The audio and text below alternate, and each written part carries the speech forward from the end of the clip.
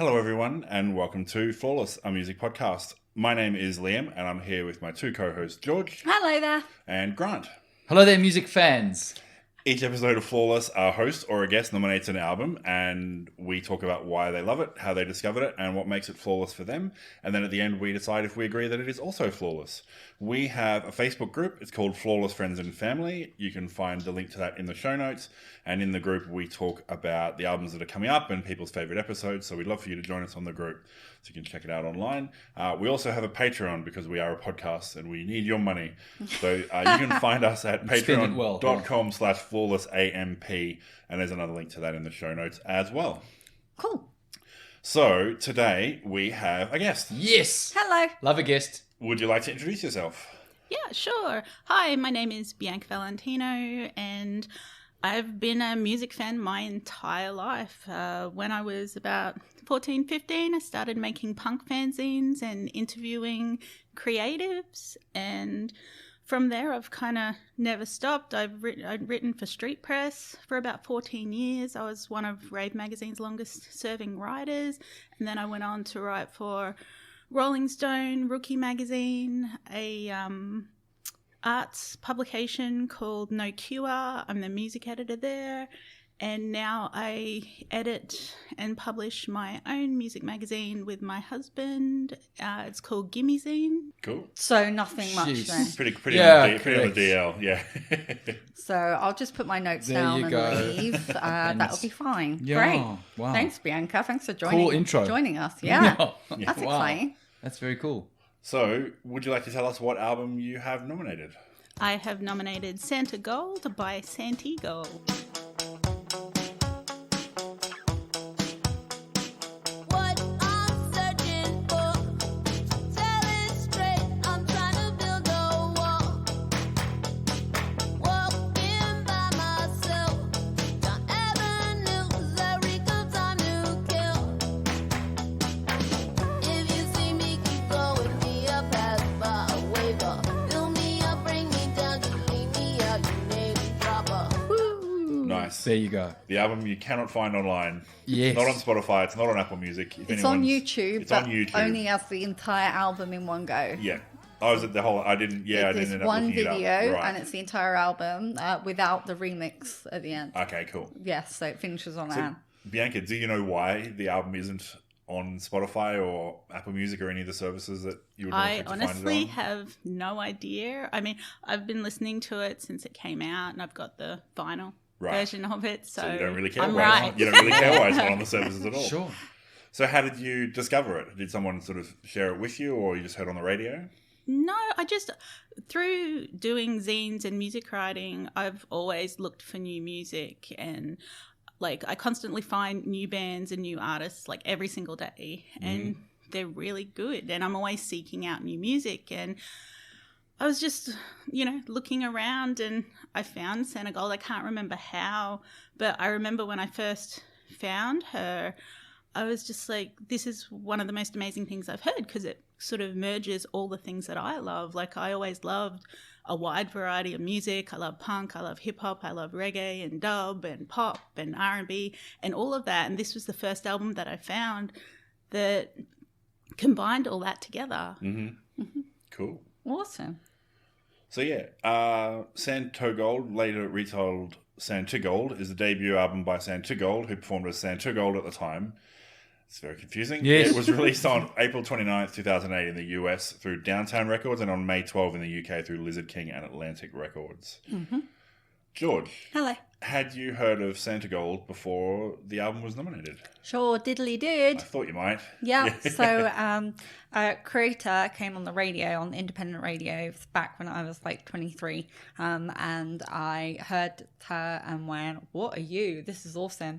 And I was already listening to like MIA and stuff, so it was kind of in a similar wheelhouse, but different. And then I found out that Santigold has supported MIA, and Bjork actually, and that made perfect sense. But anyway, so I heard Creator, and then when the album actually came out in the April so that's like 3 months later, I picked up the album on CD, compact disc. Compact disc. On a compact disc, absolutely. And so it starts with LES Artistes, and I just went, yeah, I'm on board with this. And then that was the next single. So, yeah, and even the punk clubs were playing Santigold in the clubs because it has that ska, punk, reggae kind of like vibe, and she was a punk singer, and it makes perfect sense. So like, yeah, even in like punk alternative clubs that I was going to, they were playing this album, so it was cool. So yes, I've heard it, love it, own it. It's my CD is back in the UK in a box. Yeah, she used to have a punk band called Stiffed from Philadelphia, and like record labels never really knew what to do with like a black woman making punk rock. Yeah. It's like they'd forgotten that X-ray specs existed. Totally. So were the other members of the band also black women, or just would? No men. Okay. Yeah. Cool. Grant. It's okay. Is it okay? It is okay. No, It's an introduction and journey for everybody. Have you heard of Santigold before? No, I had not at all. But you're certainly putting on the disc for the disc. Listen to me. I got the copy via Dropbox thanks to your efforts. Somewhere between yourself. Thank you, Bianca. Yeah. Wow. Which I had to get myself over around the frustrations that I couldn't just go to the next track. I've got to listen to them all on their own. But yeah, great. And certainly when it opens, you're like, wow, we're on a journey here. So never heard of her before or the band. So. Well, that's like when I was choosing an album that was flawless, because it took me a few weeks to think of an album that was flawless. And I was like, you know, to me, every song has to stand on its own as well as a cohesive collection. Yeah. Yeah, absolutely. It's definitely one of the qualities that we all can Criteria. form and do. Criteria, that's it. That's it. So Liam, had Yes. you heard of Santigold before? I had, yes. I heard her on the radio. So Triple J played her a bit. Okay. Les Artis got to number 57 in the 2008 Hottest 100. So Triple J definitely picked her up and played a few of the songs. And also, she was also all over like the FIFA, Nike sort of ads and that sort of stuff as well. So just And by Samsung. by pure Gossip pop Girl. culture, Wow. I Stuff that I missed. absorbed. Yeah. So I hadn't heard the album before, but I definitely knew the name. And when I heard the first few songs and the singles, I was like, oh yeah, I remember these and listening to these stuff, but I hadn't heard the album. There's a familiarity about a lot of the songs for sure. Yeah. I think they're pop culture wise, they're quite big and well known, and yeah. Well, after this album, she went on to support people like Kanye and Jay-Z, Streets and Beastie Boys. Like, Nice. How cool is that? There we go. Like, yeah, they picked her up. And then she went on to do like massive tours of her own and stuff, and became big and famous and lovely. So, yeah. So you picked up the album. Did you love it right from the start? Like, because we often sometimes it takes a little while to come around to an slow album being burn. flawless. And sometimes, like, just that first listen, you're like, "Yep, no, I'm all in on this." Did you love it right from the No, start? from the first listen, I was all in. I heard the single Creator, which was the first single that came out, and like I just thought it was so amazing. Like, there's just so much going on that song. There's so many like beeps and bleeps, and just you know, again, it's like. It's just so unique, her music, and even today, like, you know, however many years later, like that album still holds up. Like, you could release it today and it would still be unique. Yeah, for sure. Yeah. Do that. So yeah, that song was on Grey's Anatomy and Chuck and the final season finale of Entourage as well, and on So You Think You Can Dance, and in like 4 different video games, including like 3 different NBA games. So This is yeah, why I never heard it, because I don't know. I've been watching Entourage and I don't play video games. And it was on Gossip Girl. Again, I was like, okay, so yeah, Creator was on Gossip Girl. It was a really pinnacle moment in one of the episodes, so just for the record. no spoilers for people. Yeah, so it was it was cool. to do with like Nate and Serena. Yeah, Yes, but that's a really cool, because that's kind of like I thought that was an excellent single to release, like for a debut single, like from the album, because it blends so much of what she's delivering in the record. I think that was a really good way to announce herself. So that got to number 44 in the Billboard as a single. So as a debut single, so that's pretty cool. Going. I think it was really cool because when she started doing Santogold, it was like she, what do you call it? She just stopped caring about what anyone thought, or stopped caring about making it. And she's like, I'm just going to put everything I love into this music. and then she comes out with something different. Yeah, it's definitely a mashing of, because I think in the early songs, I think my first impressions with Les Artistes was like, I didn't expect it to, it's quite rock and roll, that first song. Like it's really drum, guitar, it's really almost more straightforward than a lot of the other songs on the rest of the album. So I was expecting more of the pop and the hip hop and the reggae stuff. So that first song was just like, sort of blew me away. And then getting into it, and like it just oscillates between all the different styles and just takes all the pieces and things that she wants to do. She's just got these two things won't really work together. It's like, no, if she can figure out a way to make them work in her head, then she's going to put them together and make them work. Works really well. I really like that lyrically she, across this album, it's largely about knowing her own worth and knowing her place in like the state. So talking about like the Lower East Side of like artists and stuff, and in Creator she calls it out with, What you mean? Tell right that I know it's true. Why they screaming I love you? Times if you know they ain't no blow us. So DK was DOA, yeah. so it's like calling out those people hanging on your coattails already, and she hasn't even released the record yet. So I'm like, that's really cool that she's owning it and like calling out the hypocrisy within the art scene, and like that was a nice theme across some of the album. Yeah, and I really think, like, with that song, I remember reading once she was saying that it was sort of, lyrically, it was sort of playing on the fact that everyone tries to make, like, things really fancy, and how that's kind of really pretentious.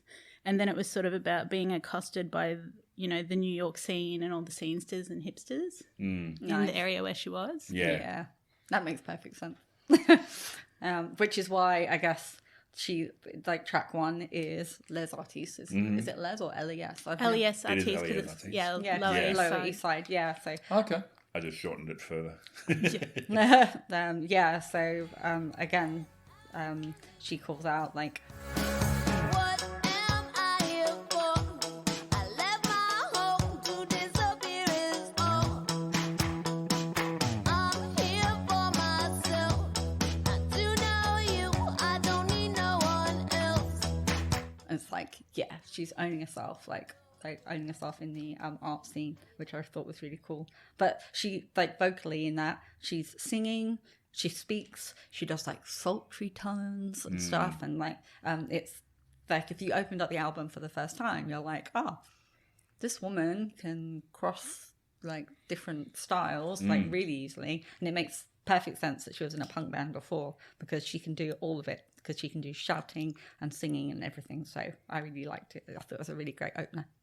I think too, one of the sort of main unifying thing throughout the whole record is her voice. Like, because you were talking about how it, stylistically it veers all over the map. Yeah. But that's that one constant that brings it all together. Even when she's singing different styles to match the music as well, like she's doing hip hop and dub vocals and singing and rapping and all that sort of stuff as well. But it's that the tonality of the voice is always that same. Yes, definitely. Like, I think, like, I didn't follow her career. Like, I heard her on the radio and stuff after this, but never. And then I went to see her live. There we go. Dropped it in there. Just sort of. But like, just dropping, Pick the name. I was at a music festival and she was playing, so obviously I had to go and see her. Had to. Go You and had the see her. compact disc. I had the compact. Well, I had the first album on compact disc. By that point, she'd already released 2 more, and so I didn't know the other songs like from the other album. Sure. Like, I just knew the hit singles. But when she put on, because I went to see her in like 2012, Good and for you. yeah, like, she puts on a great show. She sounds amazing, and like the whole musicianship and support behind her and everything is really awesome. And it's like, it's like, Was that in the UK? yeah, back in the UK. It was before I moved, and she puts on a great show. But every song, if I just closed my eyes, I could have gone, oh, this is Santigold. Like even if it's a song I've never heard before, because you're right, Bianca, the lyric, like, vocally, it's just her. Yeah, there's no one else that sounds like her. And I too have also seen her live. Yes, there's a Yeah. question. That's a good One of our question. standard questions. Where did you see her live? I saw her at Splendor in the Grass. I've tried to see her every time she comes out, but the tickets always sell out so Yeah. quickly. Like, I've had friends bands that have supported her as well, and even they couldn't get me in. So that was really sad. But I did end up seeing her at Splendor in the Grass, and the tent was so packed that Yeah. I couldn't even get close to the stage. And since I was a kid, I've always been that person front row center, and I couldn't even weasel my way to the front for that. Yeah. So then I ended up sort of sitting in this bar area, like just outside of the tent, and watching it all on the big screen so I could actually see something. Yeah. Nice. Wow, so it was pumping, huh? I could Yeah. really... Yeah. And how was it? How did it Yeah. go? Amazing. It sounds exactly like it does on record, if Yeah. not better, just because it's got that sort of live Yeah. energy to it. I mean, all the tracks and that, like played by a full band and that just sounds amazing. And, the fact that you can do that and then, also use drum machines and all that when you record, that's being versatile and making that work. Yeah. So only once, eh? Only Just one. once She after is all your efforts. She is at the top of my interview list, my wish list. If I could Nice. interview anyone on the planet right now, it would be Santogold. And I have tried and tried for maybe 10 years or more. Yeah. But no luck. No luck. Why do you think that is? Do you think that a flawless podcast review would get you across the line? I'm Hey? hoping. Fingers Come on, crossed. Santigold. Fingers crossed. Give us a break, man. Hey? So Sure. she's actually called Santi White. Yeah. And she was nicknamed Santigold by a friend, and she went, "Yep, I'll have that," and then used it as her stage name. So, which I think is awesome. Like a really what a great nickname. What a great friend Yeah. to call you. You're going, "Oh, Santigold, done." So Done, yeah. that's awesome. But there was 8 producers on this record, 2 recorders, 6 mixers, 1 engineer, 3 programmers, and 1 person doing mastering. And I usually would write down all the contributors, but there was just too many contributors across all the different instruments. But she does play guitar on a couple of the tracks herself and keyboards on some of it, but then obviously she is vocals across the album. Yeah. 2 of the main contributors are Diplo and Switch, who do Major Lazer. Okay. Yeah. Yeah. She met them at a party that she went to with Spankrock, who's a bit of left of field kind of rapper. All news to me, Bianca. You could say anything and I'd just go, yes, sure. Who Sounds good. appears later on the album. Yeah. Bankrock's on Shove It, isn't Yeah. it? Yeah. Yeah, and she was at the party and she started talking to Diplo, and Diplo's like, "Do you have like a chapstick I could borrow?" And she's like, "Oh, I guess, here you go." And then she said she's a real germaphobe, so she threw it away afterwards. But then after she'd done that, she's like, "Hey, come over and meet like Switch." And then they all started talking, and then they're like, "Hey, can you rap?" And she knew that they'd done stuff with MIA and knew other stuff that they'd done. And she's like, "Yeah, sure, I can rap." And then they kind of got together in a studio, and then they went in and played her the beat for Creator. And she was like, "I've never heard anything like this. This is amazing." And she was so shy at the time. She's sort of like, "Can I take it home and do it rather than, Yeah. Wow. can I Yeah. sit with People. it for a little bit?" And they're like, "Yeah, okay." And they gave it to her to take home to write to. And then she was like, "Oh, I had no intention of going back because like I was just so terrified." Oh, really? And then they kept kind of badgering her, and they're like, "Oh, come on, let's finish this. Let's do it." Sure. And then she went in, she did it, and then they kept collaborating and got this album. Yeah. Nice. Wow. That's That's a cool story. Yeah. fortuitous because Yeah. it's an album. That's really, really cool. Yeah. Because it's interesting, because on Creator, something that I noticed that her vocals are quite fast, but the instruments behind it are quite slow. Like, she doesn't try and match her vocal. Like, she's just like, it's the whole thing works as a beat, but it's not. She's not rapping at the same speed as the instrument. So it's interesting whether she was trying to force herself to match the speed of the beat, and then was just like, no, I can do this instead, and it'll still work. I like how they kind of remix and mix up her vocals for the outro and stuff like that. Yeah, So it's and they just they really have nice. some, like, it sounds like guitar feedback that they then record and then feed it through a synth of some kind, so they can use it as a playable instrument as well. Yeah, like that's one reason I really love electronic music. Like I know a lot of people that love rock music don't like electronic music and stuff, but you can do so much with it. Yeah, Like, Absolutely. and I've always, like, whenever I look for music to love, I always, like, if it's something I've never heard before, I always want to see something, hear something that I've never heard before, something new, something exciting, like. yeah.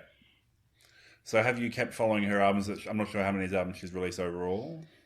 I can't, maybe 1, 2 more, At least and 2 then more. one that had sort of like some older sessions sort Okay, yeah. of redone, and she's also got a new one coming out.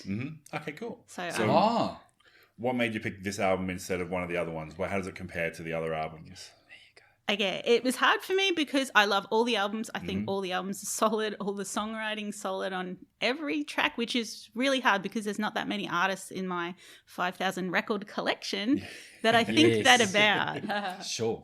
And I picked that because that's sort of where it began. Yeah. And also sort of at the time she was kind of, I guess, you know, for myself being a First Nations person and a person of colour, to find someone else who loves punk rock and, you know, underground music and rock music and stuff, like, it's amazing. And like I said, she combined all the things that I love. Like, I wish I made her album. Like, I was, you know, it was like, it was so amazing to see, you know, kind of yourself represented.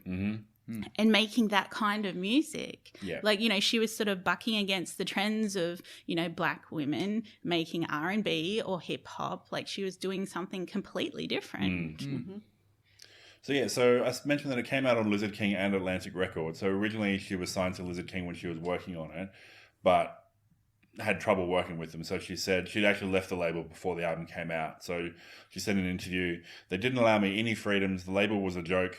They weren't involved at all and pretty much got in the way." And then by the time it was ready to come out, she'd been signed by Atlantic, who I assume just bought the album off Lizard for whatever amount of money. And then apparently Atlantic loved it. And they were like, "No, don't change a thing. This is perfect. We're just going to stick it out the way it's ready to go." So, yeah, it was good to see that she got onto a label that actually believed in her instead of. And I've got to imagine the genre stuff was part of that. That the other label would have been going, "No, you've find a lane and stick to it. This is what we're used to." Whereas this Atlantic were probably just like, "No, this is all awesome. Let's just go for it." It's just funny because Atlantic are more of the Goliath in that yeah. scenario. So you'd expect them to be more controlling. Yeah, the narrative would normally be small label, lets people do their own thing, big behemoth label tries to fit everybody into a pigeonhole. But in this case, it sounds like it might have been the other way around. And then another fun fact is she actually worked as A&R for major labels. Nice. As well. And, like, you know, she'd bring them in stuff like Mos Def's demo and they'd be like, "Nah, not that." And she even like brought them in that Genuine song Pony that was massive. Yeah. And they were like, "Oh, nah, not that either." Not really that. Yeah. So she's like, "I'm on the cutting edge," and they're like, "Really? Oh, I'm not sure." Yeah, a little too cutting edge for us. A little too cutting edge, yeah. little Well, back of it. I wrote down actually for this album, I called it genre blending. Like, that's how I was like felt about all the different things. Because I hadn't listened to it in a long time, and I was like, I was like, I forgot about that bit, and I forgot about this bit, because I don't have the CD anymore, and I can't listen to it on any streaming services. So, it hadn't come up, so I was like really excited to like dig back in. So yes, tracks. So the other singles, Lights Out, was her third single, and that's just really gorgeous. And the way she sings "Darling" is like, just gets me in the feels every time. Same. Yeah. Right? Darling. I'm like, stop it. But that one took me way, like, even after I'd heard LES Artiste at the front and like, oh yeah, there's gonna be some rock elements in here. That one took me, like, that threw me right. I was like, whoa, this is like, it's like Slater Kinney. It's like most of the album is more dancey and more poppy sort of stuff, and then it's like, oh, also I can do a Slater Kinney song if you guys want a Slater Kinney song. And then it was just, and then straight back to the other stuff. It was like, I loved it. It was very 90s indie pop rock sort of stuff, but just, almost not in this, within the song, she didn't merge with genre. This was like, no, this is just a pure 90s rock song. Yeah. It's really cool. And it's so cool because, like, the way that the album's sequenced, it just gives you, like, banger after banger after banger. And you're like, oh, is this ever going to let up? Like, how many bangers can one album have? And then it gets to, you know, the slower songs, you know, like My Superman and Lights Out. And it kind of gives you, like, that breath in the middle. And then when it brings back You'll Find a Way, the remix, it just leaves you with that big bang at the end. Yeah. So My Superman, like, I remember that one tricked me. Like, that was like the slow, sexy, sultry number that she's got in there. So this is like less about like the scene and less about like coattails and hypocrisy and all that kind of stuff. And this was literally just like this kind of almost pseudo love song. I was like, it was a pop version of a slow dance love song that you'd get like in the, and it was a bit of like a throat clearer as well. Like, splitting the album from the before and after, because I think after this, it does take a little bit like not detours, it goes into different genres and oscillates a bit more than the first half does. Like the first half is all like, big pop bangers, the stuff you can definitely go, this was all over the radio, dance clubs, all that sort of stuff. And the second half is a bit more, she even experiments a bit more again, which is really cool. Yeah, and that song, My Superman, it's actually inspired by Red Light by Susie and the Banshees. Okay, cool. Nice. Nice. It has lyrics in there which were totally relatable to me. Well, you're a liar and your cues are all wrong. But I can count all the ways you want me. And I'm like, oh man, that is not me from 13 to 21. I have no idea. I'm just like, it's like red flags everywhere. You're mine. Yep. I think it's really, like, for me, when I find female musicians and they write from the female experience, like, it's a really, for me, it's a really important thing, you know, because I grew up loving hip hop, like with my brother, like he'd listen to like Ice-T, Public Enemy, you know, stuff like that when I was about 9-10 years old. And then, you know, that's very male dominated. And then, you know, you get into punk rock and, you know, I was listening to like Ramones and Circle Jerks and Dead Kennedys, stuff like that. And then that's all very male dominated as well. So then when you find female artists and they're writing from that experience that you can relate to, it's like, oh my God, that's amazing. Refreshing. Absolutely. Liberating. It is. It really is. Yeah. Sure. It can be done. It is done. And it is done, yeah. I remember finding that when I got into Garbage when I was like 10 years old, and their first album came out, and I was like, finally, a red-headed woman who is British, and she's singing like from the female experience most of the time. But then I like found out that like most of it was written by Butch Vig anyway, and I was like, wow. But it was still sung by Shirley Manson, and so 10-year-old me was all over it. Yeah. So We would have been like best friends when we were young because we're into all the same music. there we go. Well, we can still be best friends now. There we go. Absolutely. George has this thing. She makes besties in a podcast. I get very podcast. I get very Yeah. excited. Unapologetically, it's good. Yeah. I do It's a the same wonderful as thing. well. Like when I'm interviewing people, I always end up being their friend. Nice. And Nice. this is why you need to interview Santigold. Yeah. Come on, man. Hey. Yeah. Grant, Then we all need to hang. any What do you wanna know? double tick songs? What's some Or of the Shove highlights It. from you? I did like Shove It. Hey, come on, man. With the great. reggae. And I actually wrote down some lyrics in here, and you'd swear that some sort of a baboon or like primate wrote these out, because I can't. It's like Thursday, we did a podcast earlier, and I was like, oh, yes, that's what I meant. Yeah. I can't read out what I've written again, but loved Shove It. Creator, You'll Find a Way. I thought certainly the front end was like, wow, this is, geez, what's So going on now? Shove It's the one with Spank Rock. And it's got claps and clicks. Yeah. But like hundreds of them all layered onto one another. I'd never heard that done like that before. But not like, I've heard like a smattering of applause, but not like as a one beat, but 100 claps doing a beat. It was so cool. Yeah. I love claps in music. Yeah. Oh, See? Claps. You had the Best best La, la, idea. las. Yeah. I love claps. Yeah. I love oohs No, and no, ahs and oohs and ahs. ahs. Same, And I love, yeah. hand claps and cheers. So, Oh yeah. my God. so, Gwen Thank Stefani you. has the best backing vocals with all like Sure. na-na-nas Have and you- stuff. yes, exactly. I don't know See? what I wrote. I There don't we know go. what I wrote. Well, there's really cool, fun lyric in Shove It, which I really want to say to somebody at some point in my life.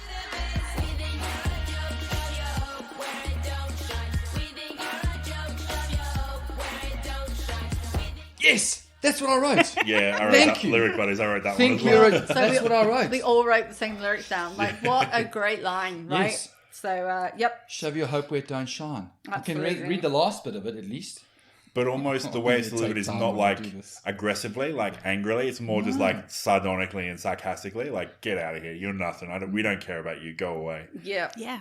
And she's got these little noises Yeah. before like the verses start, like before each of the verses, like this little precursor like that and I really enjoy those little like nuanced moments that you add to something, so it's not just like verse chorus. Yeah. It's, like, a little like added little interlude to that. So yes, sweet. Starstruck. Am I? Yes. Are you? Are you? Yes, you are. So the sound of like, I don't know if it was using the organ or the keys at that point, but there's sci-fi noises. Yeah. That's really nice. With Smooth, with like her singing these like ahs like, behind it, and it's all smooth, but it's got this like sci-fi sound.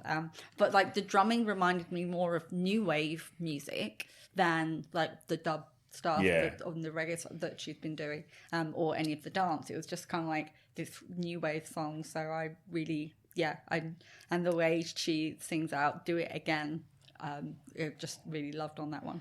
That one reminded me of Giorgio Moroder, because now that we've done that album, whose name I can't remember right now. What was the one, the disco album? Donna Summer. Oh, yeah. Every time I hear anything that's like remotely synthy in space, I'm like, there's a Giorgio Moroder song. Yeah. It was just this big, but also like slightly bedroom pop as well, like not big and overproduced and lavish, but like the kind of stuff you could sit down in front of a computer and put together and just sort of, real bedroom-esque. Yeah, well, I think that's one of the cool things about Santigold's music is that it's very accessible to like people that love pop get it and understand it, and then people that love punk, that love hip hop, that love other genres, reggae and stuff, and dub and things like dance, electronic, like they all still can get it too. Yeah. Yeah, exactly. Music for the people. Absolutely. Totally. But and none of them are dominant. They're all just like interlinked, and they work really well, which is why, as you say, it is accessible to people of different like genre interests, because they're not going, oh, I'm hitting the face with reggae right now. It's like Barrage of one genre. yeah, absolutely. And it's not like one song's reggae, one song's dance, one song's hip hop. It's not like trying to say, look what I can do. It's literally blending it and making a unique sound. But also, she's really good at them all. So we've had stuff where it's like 9 songs of one genre, and here's my song of another genre that I'm going to try. I'm going to experiment with and see how it goes. And then you go, no, that didn't. You were better off just sticking. But she's so good all across all the genres. Like everything just works exactly the way it's supposed to. It's so cool. It's so hard to do that. Yeah. Like yeah. I can't really think of another album off the top of my head that does that. Yeah. And we have to go to I'm a Lady, because I like to tell people I'm a lady, and it's more of like a self-reinforcement than anything, because the drummy and bassy intro sounded like the Pixies. It was like another 90s rock, but less poppy and more Pixies-esque and stuff. And then her vocals come in soft and low, and then sweet with the full band lift for chorus, and then we've got vocals from Trouble Andrew in that one, with Dreams All Gone and stuff like that. So that was really cool. But this was another one of like her owning herself, but in the context of she could be feminine, like I'm a lady, but she owns herself and she's like putting it out there. So I really like it when she says,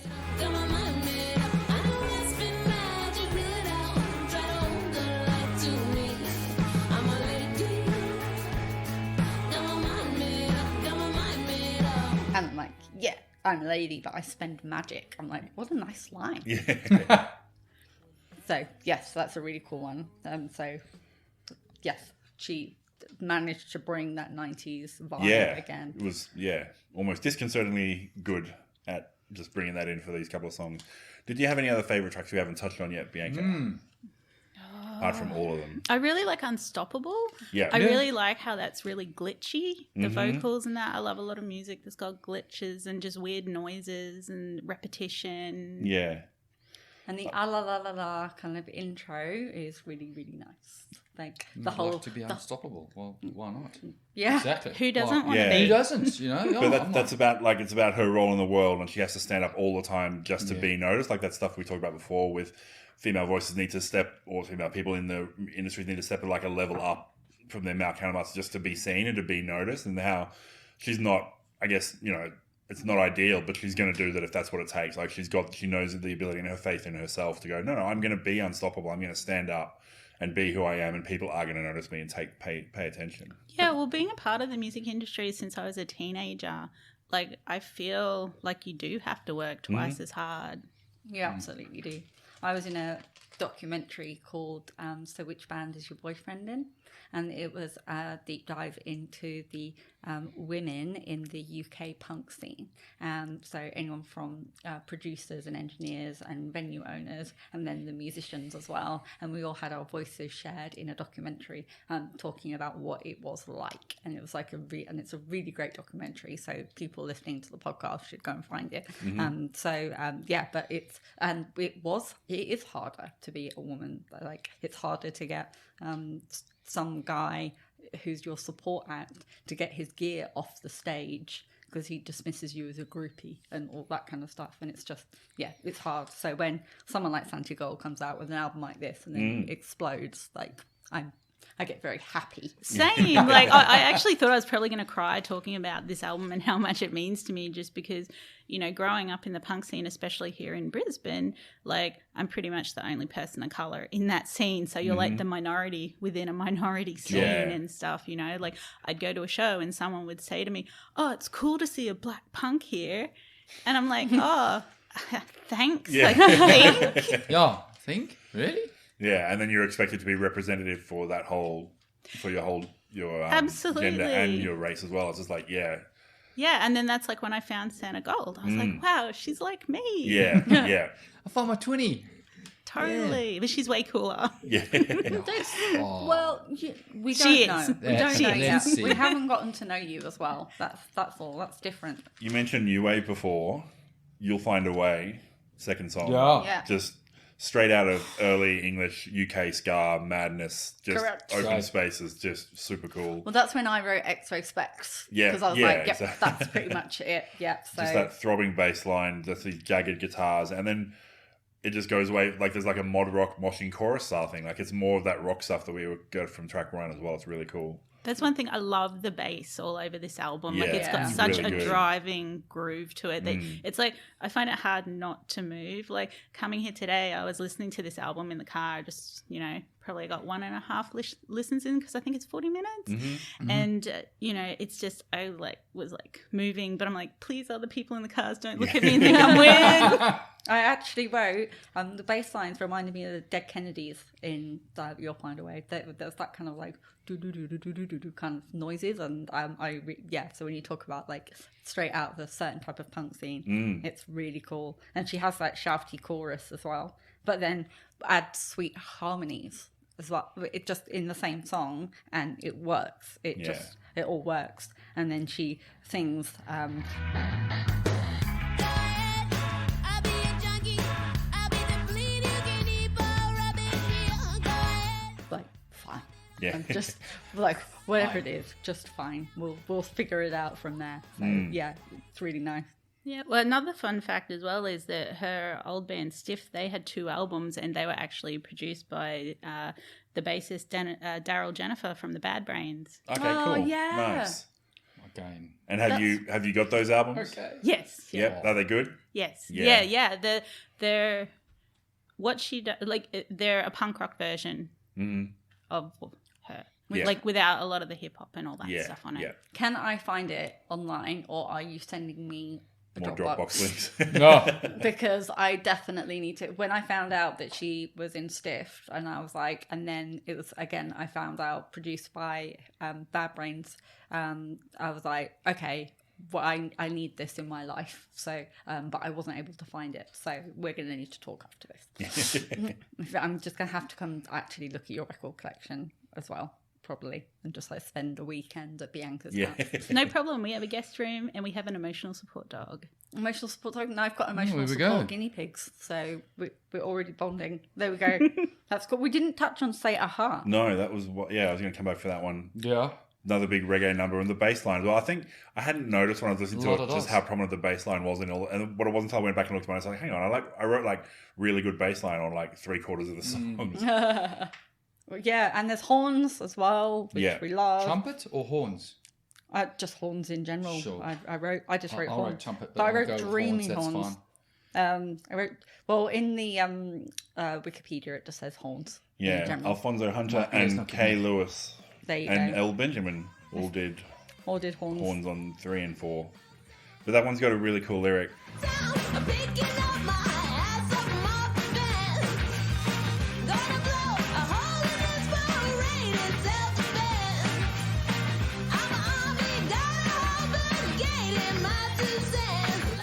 Lyric buddies. Nice. So that's that same thing again as like I'm a whole army all to myself. I don't need anyone's help. I'm going to be myself, and everyone's going to pay attention to me and do what I say.